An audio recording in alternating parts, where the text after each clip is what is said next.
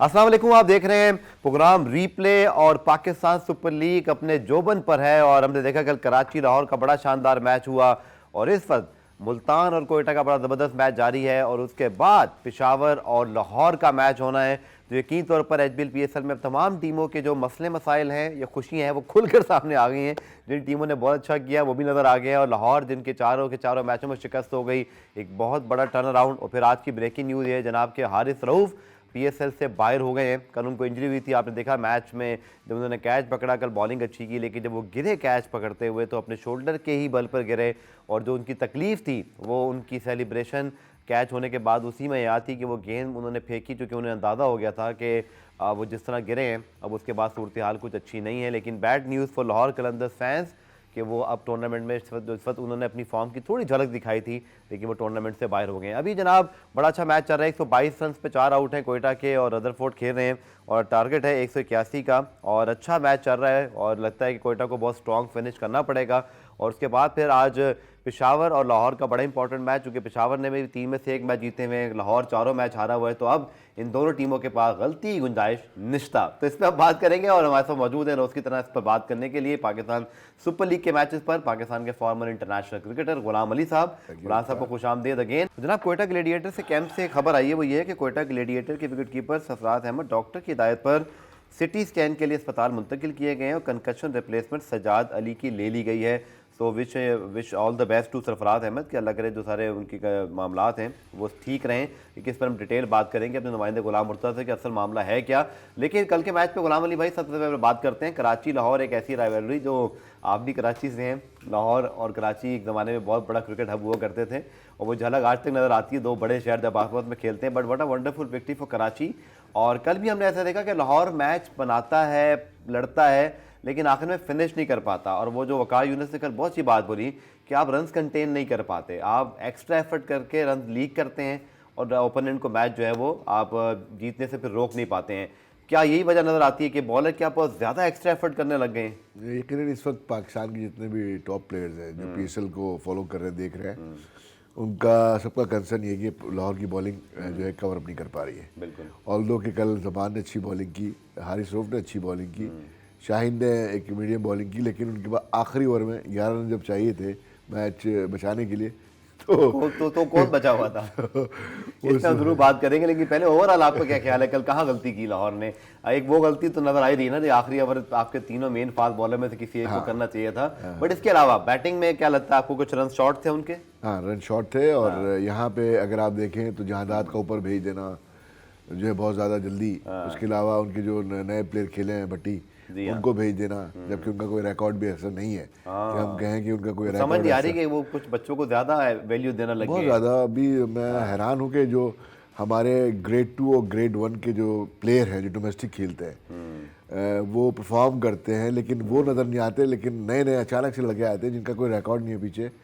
तो थोड़ा सा ये कंसर्न रहता है हम लोगों के लिए कि प्लेयर कहाँ से आ गया अचानक से। जैसे आज कोयटा से भी खेल रहे हैं उस्मान तारिक, खेल रहे हैं ऑफ स्पिनर और कोई यंग भी नहीं है, एज काफ़ी लग रही है उनकी, लेकिन लग रहा था कि ऐसा जैसे वो इस क्रिकेट के लिए वो मटेरियल नहीं जो ये क्रिकेट की रिक्वायरमेंट है। चलें ज़रूर इस पर हम डिटेल बात करेंगे और सरफराज अहमद की लेटेस्ट अपडेट भी अपने नुमाइंदे गुलाम मुर्तज़ा से लेंगे। लेकिन पहले कल का पैकेज दिखाते हैं जनाब। कराची ने एक मरतबा फिर पाकिस्तान सुपर लीग में लाहौर को हरा दिया। तो जनाब आज के दूसरे मैच में भी जो है वो मज़ा आएगा, लेकिन इस वक्त जो पहला मैच चल रहा है सरफराज अहमद भी तो अवेलेबल नहीं थे, उसके बाद कंकशन रिप्लेसमेंट हुई और अभी बड़ी इंपॉर्टेंट विकेट एक दफ़ा फिर मोहम्मद अली इस वक्त छाए हुए हैं और मुल्तान के लिए एक बड़े छुपे रुस्तम बॉलर बने हुए हैं और आज भी 10.4 ओवर में 2.4 ओवर में 10 रन देके 2 विकटें।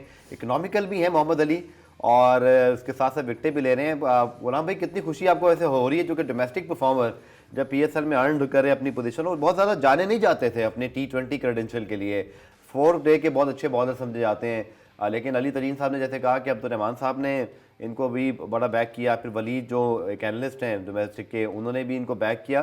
सो इन दी एंड एहसानुल्लाह की कमी को बिल्कुल महसूस नहीं होने दिया अब तक। नहीं, यकीनन ये लास्ट 4 साल से डोमेस्टिक में इनको देख रहा हूँ। बेसिकली इनका ताल्लुक सियालकोट से है। बिल्कुल। और इनका एटीट्यूड बॉलिंग का बहुत ज़बरदस्त है। कि कभी गिव अप नहीं करते, हमेशा एफर्ट करते रहते हैं, कंडीशन को अच्छा रीड करते हैं, बैट्समैन को अच्छा रीड करते सही। हैं। देखिए हालांकि वेरिएशन इतनी ज़्यादा नहीं है, लेकिन पिच का इस्तेमाल अच्छा कर रहे हैं। कंसिस्टेंट लाइन और लेंथ। पिच का इस्तेमाल आज भी जो कह रहे थे कि कमेंटेटर के स्लो पिच है, लेकिन आज अली का नया बॉल देखें तो बहुत अच्छा कैरी हुआ, सरप्राइज किया है वहाँ बाउंस थे अली के।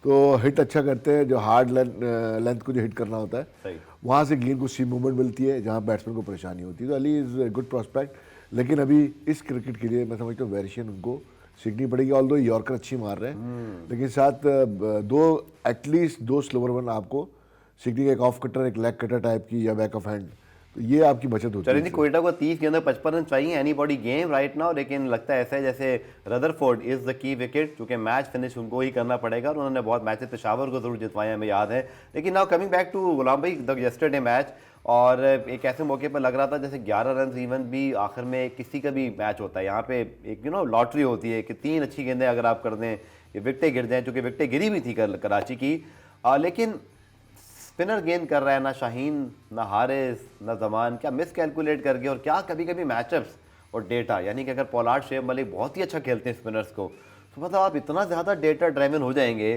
कि आप आखिरी ओवर स्पिनर का बचा लेंगे। मुझे कभी कभी ना इस डेटा पे और मैचअप्स पे थोड़ा सा एतराज़ ये रहता है कि जो क्रिकेट की बेसिक चीज़ है ना, आप उनसे हट के कंप्यूटर पर ज़्यादा चले आते हैं। आप ही क्या राय? देखिए मैच क्रिकेट जो है ना वो हर लम्हे बदलती हुई सिचुएशन का नाम है। बिल्कुल। वहाँ डेटा आपका काम नहीं करता है ना? वहाँ पे आपने बॉडी लैंग्वेज देखनी होती है बॉलर्स की कि वो इस सिचुएशन के लिए कितना रेडी है। तो बहुत सारी चीज़ें हैं, वो डेटाबेस आपको हेल्प करती है मैच से पहले, लेकिन जब आप मैदान में उतर गए तो फिर आपको डेटा पीछे चला जाता है। 175 तो 6 बनाई, मैच समरी भी कल की गुलाम भी मौजूद है। और सादादा फरहान ने शुरू में बहुत टाइम लिया, लग रहा था जैसे ना ये बहुत ही स्लो खेल रहे हैं, लेकिन एक मैच फिर इन्होंने एक्सेलरेट किया। बट आप ही ख्याल में कितने रन शॉट था लाहौर? 175 फॉर 6, और इनकी बॉलिंग को देखते हुए तो लग रहा था कम से कम 190 प्लस तो करने ही चाहिए थे। देखिए अगर आप देखें ना, आप अपने मेन प्लेयर पे ट्रस्ट नहीं करेंगे और टेलेंडर को भेज देंगे, वसीम जैसे उन्होंने कहा एहसन हफीज भट्टी को उन्होंने ऊपर भेज दिया जबकि 10 ओवर से ज़्यादा ओवर बाकी थे। बिल्कुल। जहादाद को भेज दिया, क्या वजह है? जैसे वो पहले शाहीन खुद आने लग गए थे, फिर क्या मतलब वो ठीक है, मैं बहुत बड़ा मद्दाह हूँ लाहौर कलंदर्स का कि जो उनका डेवलपमेंट प्रोग्राम है, यंगस्टर्स को ग्रूम कर रहे हैं, बट कभी कभी ऐसे लग रहा है जैसे ना जो मेन प्लेयर्स हैं उनकी जगह आप यंगस्टर्स को मौका दे रहे हैं, या तो वो फ़ायदा वो यंगस्टर नहीं उठा रहे, या भी आपने उनको तैयार नहीं किया तो वो वहाँ जाके थोड़ा सा स्ट्रगल कर रहे हैं। कुछ मुझे ऐसी 2-3 मिसालें नज़र आ रही हैं इस जगह पर। लेकिन गफ़ार मैं आप शुरू से आपसे कह रहा हूँ कि हर प्लेयर का रोल होता है बिल्कुल टीम में ना, यहाँ ऐसा लग रहा है कि रोल बहुत क्विकली चेंज किए जा रहे हैं। तो इतनी जल्दी लड़कों का, नए लड़कों का खास तौर पे अडॉप्ट करना उस सिचुएशन में जहाँ आपको डिमांड कर रही है कि आपको ना सिर्फ स्टेबिलिटी चाहिए बल्कि आपको एक्सेलरेशन भी चाहिए, तो वहाँ जो मेन प्लेयर है, जो एक्सपीरियंस प्लेयर है, वो ज़्यादा बेटर परफॉर्म करेगा रादर देन के टेलेंडर या नया रजा का रोल भी नजर नहीं आ रहा मुझे कुछ। उनको भी नीचे भेजा, शाय होप को नीचे भेजा, तो बॉलिंग नहीं कराई उनसे ये मुझे कुछ समझ नहीं आई। तो और मैं देख रहा था काफी मुस्कुराहट थी हारने के बाद भी चेहरे पे लाहौर कलंदर वालों के। नहीं वो तो कहते हैं ना, आप तुम जो इतना मुस्कुरा रहे हो क्या गम है उसको छुपा रहे हो। आई एम श्योर के बहुत इस वक्त लाहौर मुझे खुद तकलीफ है कि देखिए पाकिस्तान के मेन बॉलर हैं और लाहौर ने उठाई PSL दोनों मैचेस जीतकर, दोनों ट्रॉफी जीतकर।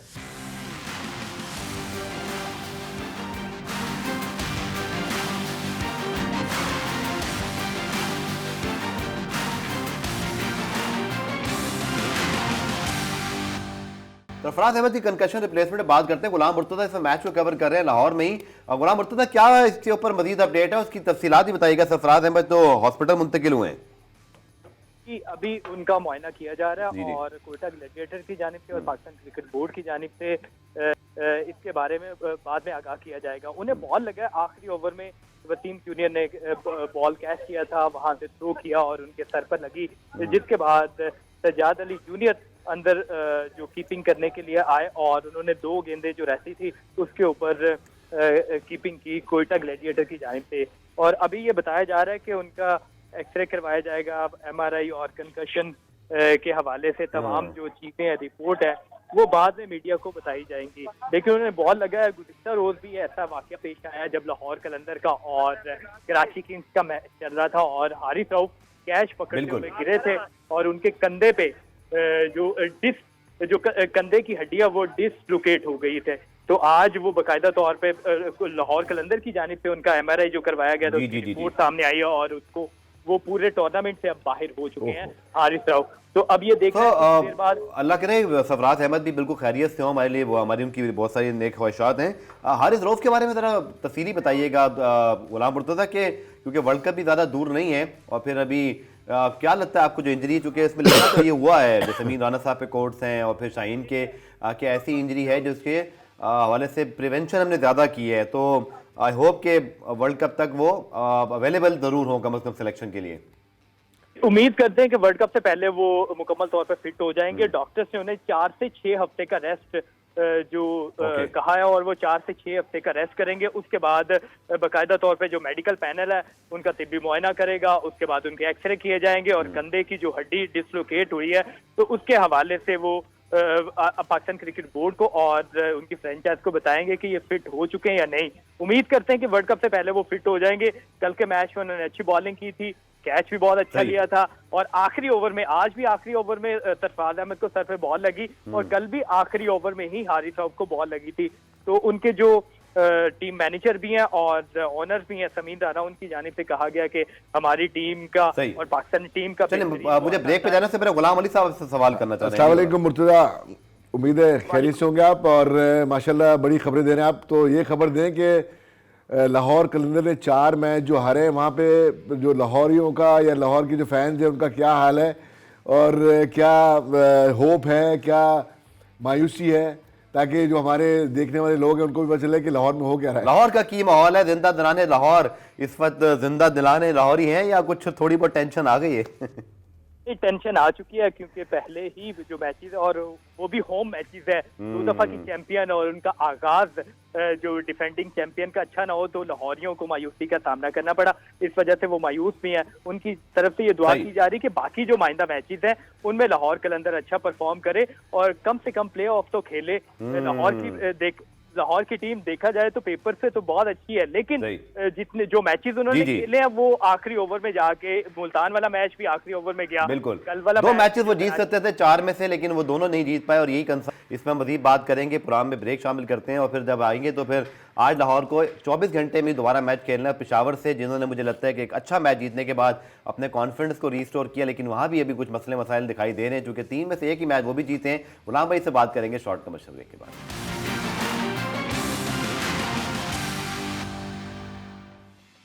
तो जनाब David Willey, Mohammad Ali consistent heroes बने हुए हैं और 2 विकेटें हासिल की शानदार, और अब लगता है कि बहुत मुश्किल हो गया सफ़र कोयटा का इस मैच में, और बड़ी ऊंची हवाओं में थे, लेकिन मुल्तान सुल्तान अपने होम ग्राउंड पे एक अच्छा कमबैक हो के पेशावर के खिलाफ मैच ही बहुत क्लोज आ रहे थे। नाउ कमिंग बैक टू, बल्कि पॉइंट टेबल कंफर्मेशन पहले कर लेते हैं। मुल्तान सुल्तान और कोयटा इस वक्त 6-6 पॉइंट के साथ ऊपर हैं, लेकिन मुल्तान का एक मैच ज़्यादा था, लेकिन कोयटा अगर आज का मैच हार जाते हैं जो नज़र आ रहा है तो फिर Multan Sultan will be the number 1 team with the 8 points. Karachi Kings के जनाब 4 पॉइंट्स हैं। इस्लामाबाद और पेशावर का भी अभी एक जैसा हाल है, जबकि लाहौर के हवाले से तो हमने बात कर ही ली कि उनके साथ क्या प्रॉब्लम है। But coming back to today's match Ghulam भाई, फिर आने वाले मैच से बात करेंगे। अगेन हालांकि डे मैच था, but again mister consistent Mohammad Rizwan कि वो एक बेस बनाते हैं। रेजा हेंड्रिक्स ने मिक्स एंड मैच छक्के भी लगाते रहे, रुकते भी हैं। तैयब ताहिर को आज इंडक्ट किया तो वो भी बहुत अच्छा खेल गए। अगेन 180 for 4 एक ऐसा टोटल है जो शायद मैच विनिंग आज का समझा नहीं जाता, लेकिन लगता है कि मुल्तान को बहुत अच्छी तरह पता है कि कंडीशंस कैसी हैं, ओपोनेंट्स कैसे हैं, उनकी स्ट्रेंथ कैसी है। एंड आई थिंक अगर कोई मौजूदा नहीं होता आखिर में तो 180 पर 4 proving to be enough total.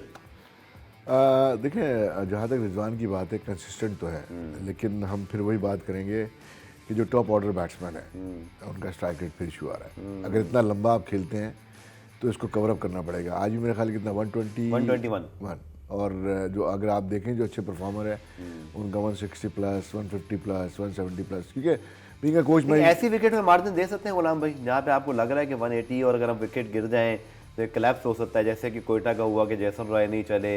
नहीं, लेकिन आप अगर देखें तो वहाँ पे परफॉर्मेंस तो इनके टॉप ऑर्डर से आई ना। रेजा हेंड्रिक्स ने किए हैं जी, ठीक है ना। तैयब ताहिर ने किए 153 का स्ट्राइक रेट, ठीक है ना। तो आप जब 50 करते हैं, इवन 30 करते हैं ना आप क्रॉस, तो आपको कवर अप करना पड़ेगा। ठीक है, देखिए 130 तो कम से कम। मैं रिजवान ग्रेट परफॉर्मर, लेकिन जब आप एक अच्छे पाकिस्तान के लिए खेलेंगे, बड़े इवेंट में जाएंगे, तो ये चीज़ें आपको मैच करनी पड़ेंगी as a top order batsman. ठीक है, और 180 for 4 पे आप ही क्या राय है? अगेन क्या बहुत अच्छी बॉलिंग भी की कोयटा ने कि उन्होंने रिस्ट्रिक्ट करने में मतलब कामयाब रहे, लेकिन मुल्तान की इस पूरे PSL में एक हमने चीज़ देखी है उनको पता होता है कि कितने रन करने हैं और फिर वो उस तरह की बॉलिंग भी करते हैं। और मैं साथ साथ चाहूँगा कि हमारा वो मैच भी आ जाए ताकि हम देखें कोई मौजूदा कोई ना हो जाए, आखिर में हमारी बातें उल्टी ना हो जाए। बट 180 for 4 आपको लगता है कि मैच विनिंग था या कोयटा ने बैटिंग अच्छी नहीं की है? मेरे ख्याल है रन थोड़े से ज़्यादा करवाए कोयटा ने। अगर आप यूँ देखें कि आज एक एक्स्ट्रा स्पिनर खिलाया और सिर्फ 2 फास्ट बॉलर के साथ गए, बिल्कुल। जबकि अगर हम मुल्तान की बॉलिंग देख रहे हैं तो फास्ट बॉलर ने डैमेज किया है। बिल्कुल। स्पिनर तो उनके अच्छे थे, लेकिन आज उन्होंने एक अगेन अली, अगेन विली। हाँ, तो आज मोहम्मद आमिर और वसीम जूनियर खेले खाली। बिल्कुल। तो नए बॉल का इस्तेमाल अगर यहाँ अच्छा होता तो मे बी रिजवान की विकेट या हैंड्रिक की विकेट आपको मिलती तो आप रिस्ट्रिक्ट कर सकते थे, क्योंकि नए बॉल का इस्तेमाल अच्छा करना ज़रूरी है। और आपने बहुत मरतबा कहा था इस टूर्नामेंट में गुलाम भाई कि कोयटा हालांकि जब जीत भी रहा था कि टॉप ऑर्डर में अगर रॉय या रोसो नहीं चलते तो नीचे प्रॉब्लम। और आज सरफराज की कंकशन रिप्लेसमेंट भी होगी, हालांकि 180 की चेज में सरफराज इफेक्टिव प्लेयर है क्योंकि वो उनको सूट करता है उनका जाना। चलिए इस पर मैं डिटेल बात करूंगा, मुझे शॉर्ट ब्रेक लेनी, ब्रेक से वापस आके मैं सरफराज की रिप्लेसमेंट के हवाले से कि इसका कितना बड़ा फर्क पड़ा डिस्कस करेंगे शॉर्ट कमर्शियल ब्रेक।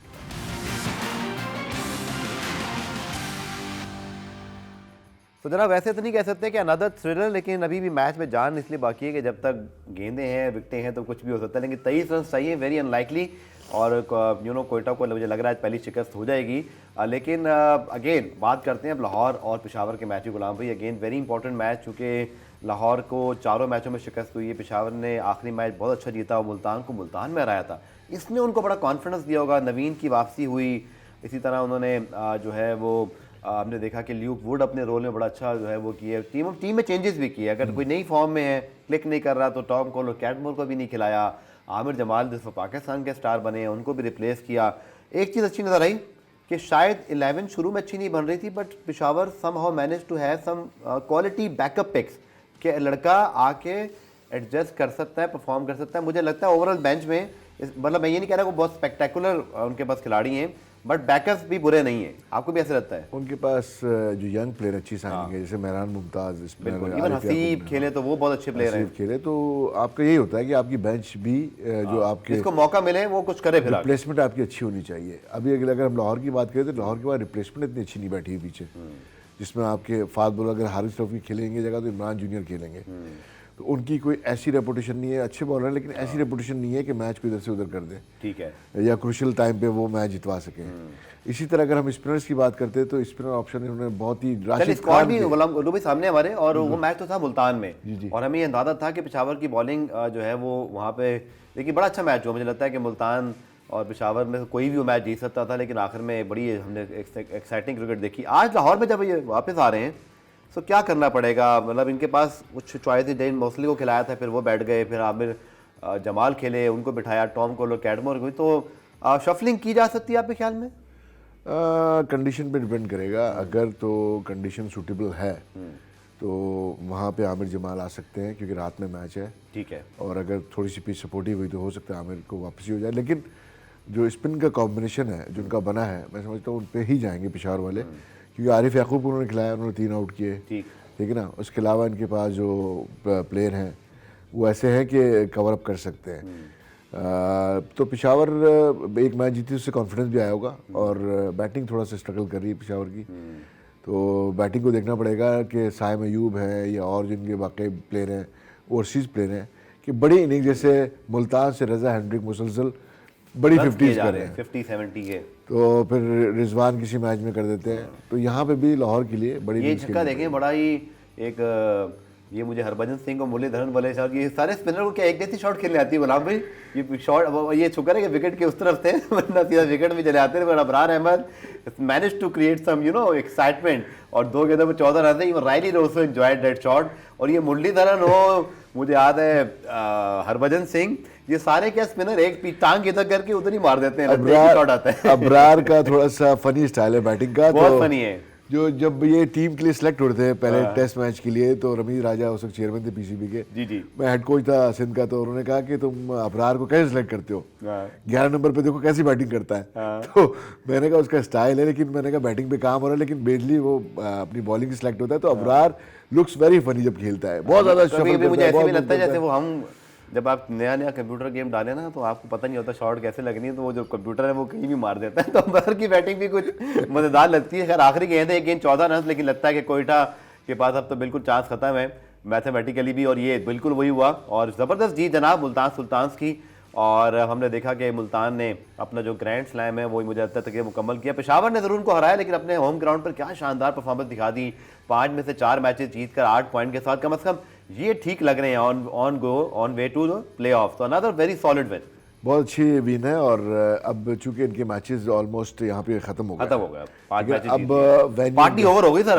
अब पार्टी दूसरी जगह पे होगी। वेन्यू चेंज है। अब वहाँ जाके अब इनको देखना पड़ेगा कि इनके बॉलिंग ऑप्शंस क्या क्या हैं। लेकिन आई एम श्योर कि टीम अब काफ़ी अपनी शेप में आ गई है। अगर मुल्तान की टीम को देखें कि नई बॉल का इस्तेमाल इससे अच्छी कोई टीम नहीं कर रही है, बिल्कुल, ठीक है ना। इसी तरह इनके बैट्समैन इन फॉर्म है, ऊपर टॉप ऑर्डर इन फॉर्म है।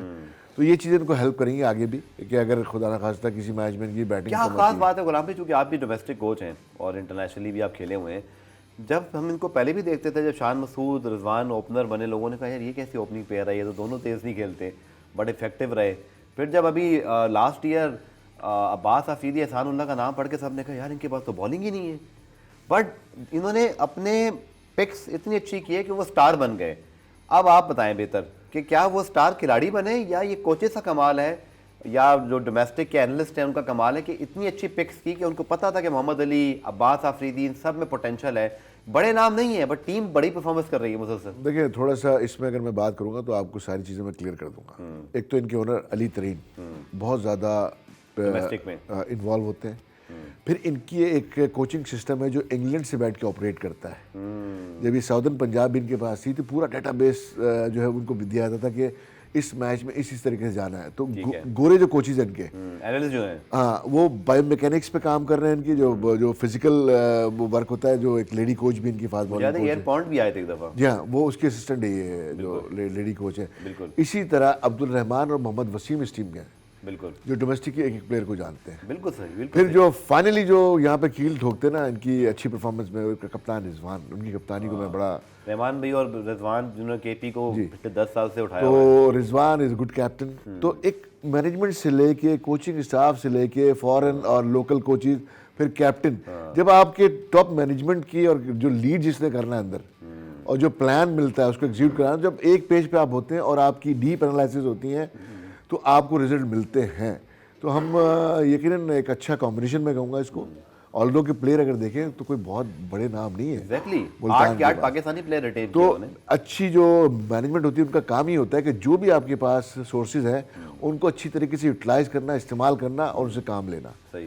तो सो फार आप अली को देखें, जैसे अली जिस तरह आपको नज़र आ रहे हैं, अली एक डोमेस्टिक अच्छे बॉलर हैं, सेंसिबल बॉलर हैं, बिल्कुल। तो उनको यूटिलाइज किया उन्होंने।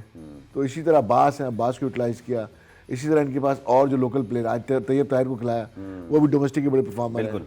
उसामा मीर है इनके पास। बिल्कुल। तो अच्छी एक उसामा मीर का मैं खासतौर पर इंडक्शन करूँगा, जिक्र करूँगा, चूँकि जिन जिन टीमों के स्पिनर्स ने परफॉर्म करना शुरू किया है अब वो एकदम से छाए हैं। और आई थिंक उसामा मीर ने हर मैच में ब्रेक थ्रू दिलाकर दिया है, और यही काम कोयटा कर रहा था। लेकिन आज थोड़ा सा मुझे लगा कि अबरार और अकील उस तरह का इम्पैक्ट डाल नहीं सके, इसीलिए 180 पर 4 रहे, वरना शायद 160 के आसपास होते। बट उसामा मीर ने भी अपनी प्रेजेंस को शो किया, लगे good to see back in the form, because international में जाकर थोड़ा स्ट्रगल किया था। लगता था जैसे बाउंड्री बॉल बहुत ज़्यादा कंसीड करते हैं, कंट्रोल इनका थोड़ा सा उतना नहीं है, बट इन विकेटों पर अच्छी बॉलिंग कर रहे हैं। देखिए, लाहौर की पिच मुख्तलिफ, आप वहाँ नया बॉल स्पिनर से करा सकते हैं, ठीक है, लेकिन मुल्तान में आपको नया बॉल फास्ट बॉल से करा सकते हैं। आप अगर स्विंग मिलता है। 5 मैचेस देखें यहाँ उठा के, तो नए बॉल फास्ट बॉलर ने बड़े इफेक्टिवली बॉल किया। बिल्कुल। तो यहाँ थोड़ा सा आपको देखना चाहिए कि कंडीशन क्या है। तो एक आपने फास्ट बॉलर नहीं खिलाया, अकील हुसैन से यहाँ भी आपने नया बॉल कराया। बिल्कुल। तो नई बॉल का यूटिलाइजेशन अगर करते तो मैं समझता हूँ ये टॉप ऑर्डर है। अगर 2 भी वहाँ पकड़ लेते हैं, थोड़ा सा कंडीशन को सही रीड नहीं कर सके, कंडीशन बॉलिंग यूनिट का कंडीशन चुनाव। हाँ, वो देखें, आप अगर रीड करते हैं अपनी स्ट्रेंथ पे चले गए, स्ट्रेंथ पे चले गए। ये ऐसा नजर आ रहा है। लेकिन अब इस वक्त हम क्या कह सकते हैं गुलाम भाई, जो कि अब भी PSL सब 9 साल से फॉलो कर रहे हैं, हमने बड़े वाकयात ऐसे देखे। मुल्तान सुल्तान ऐसा हुआ था, मुझे याद है पहले सीजन में 4 मैच जीते थे और फिर 6 के 6 मैच हार गए थे और क्वालिफाई नहीं किया था। बट जिस तरह की मुल्तान की फॉर्म लगी हुई है, 4 मैच जीते हैं, आपको लग रहा है कि ये टीम तो कम से कम अभी प्ले ऑफ में हमें एक टीम ये तो जाती हुई दिखाई देती है। आई एम नॉट श्योर कि अभी चले जाएंगे, बट दे लुक सेट। देखिए, ऐसा मुश्किल लग रहा है कि ये अब मुसलसल मैच हारना शुरू हो जाए। तो एक अच्छी, जैसे मैंने कहा ना कि अच्छी मैनेजमेंट, अच्छा कप्तान, अच्छी कॉम्बिनेशन, चले मैं बस मैं ख्याल में आने वाले मैच पे जल्दी से बात करते हैं। क्या लगता है सर जी आपको, अब लाहौर का जैसे गुलाम मुर्तज़ा ने कहा लोग भी परेशान है, कुछ करके दिखाना है, ऐसी सिचुएशन में शाहीन, कल भी मैं देख रहा था डगआउट जो पवेलियन में उन्होंने बात की थी, वो ये कह रहे थे कि अपना बेस्ट देना है और चौके जरूर बचाने। वो कह रहे थे चौके वाले पर आपने सही डाइव मारनी, और ये फील्डिंग लाहौर की प्रॉब्लम नजर आ रही है। दूसरी जानी पेशावर जिसने मुल्तान को हराया था, आई थिंक उनके पास क्वालिटी बहुत है कि बाबर भी हैं, हसीब भी हैं, साइम ने तो भी कुछ किया नहीं। क्या लगता है आज के मैच में? और आई थिंक लाहौर के लिए तो आप गलती गुंजाइश निश्ता, और पेशावर भी चाहेगा कि नहीं भाई कम से कम 2 मैच हम जीत जाएं। So it will be a very close counter, मुझे लगता है बड़ा जबरदस्त मैच होने वाला है। लेकिन इनको प्रॉब्लम आ रही है बॉलिंग में, हाँ। और प्रॉब्लम बीच में आ रही है जहाँ पे स्पिनर्स इनके पास एक्सपीरियंस नहीं है। ठीक है ना, ये ब्लेसिंग हो सकती है कि अगर हारिस रऊफ ने जो गो की अच्छी बॉल की गिल, ये ब्लेसिंग हो सकती है कि कोई नया जो खेले वो आके किसको परफॉर्म खिलाएंगे उसकी जगह? अगर फास्ट बॉलर जाएंगे तो इमरान जूनियर है। स्पिनर इनके पास जो एक मिसबा बड़ा उनको हाई रेट कर रहे थे, इमरान जूनियर की इस पर फॉर्म अच्छी है, आप उनको इस्तेमाल कर सकते हैं, आपकी बॉलिंग में वो कंट्रोल देंगे। आप भी एग्री करते हैं, आप उनको फॉलो कर रहे हैं डोमेस्टिक के अंदर? देखिए, जब से मैं देख रहा हूँ 4-5 साल तो पीसीएल की हर टीम में होते हैं, अब अपॉर्चुनिटीज इनको कम मिलती है खेलने के लिए, लेकिन एक अच्छे बॉलर हैं। बात वही है कि अब वहाँ पे अब जो आपने स्पिनर ऐसा कोई लिया नहीं है, तो आपको मजबूरन आपको जाना पड़ेगा इमरान जूनियर के पास। अब देखते हैं कि आज क्या सूरत हाल होती है, लेकिन मेरी विश है या ख्वाहिश है कि चलिए जी, लाहौर को आज बैक टू बैक मैच खेलना है, कल पेशावर को भी बैक टू बैक मैच खेलना है। उनका मैच इस्लामाबाद से होगा, तो मुझे लगता है पेशावर के लिए बड़ी अच्छी अपॉर्चुनिटी है कि वो अंडर प्रेशर लाहौर को आ जा रहे हैं, मोमेंटम पकड़े कल का मैच। तो पेशावर के लिए बहुत इंपॉर्टेंट है, बिकॉज अब इनके पास भी गलती गुंजाइश इसलिए नहीं है कि 2-3 अच्छी टीमें, और इस्लामाबाद भी फंसी हुई है क्योंकि उन्होंने भी एक मैच जीता है। तो शायद मुझे लगता है ये बहुत बेस्ट पीएसएल सीजन होने। बहुत शुक्रिया गुलाम भाई, इंशाल्लाह कल सारे मैचेस में बात करेंगे। गुलाम रिप्ले में आज के लिए इतना ही, कल दोबारा से मुलाकात होगी, तब तक के लिए अल्लाह हाफिज़।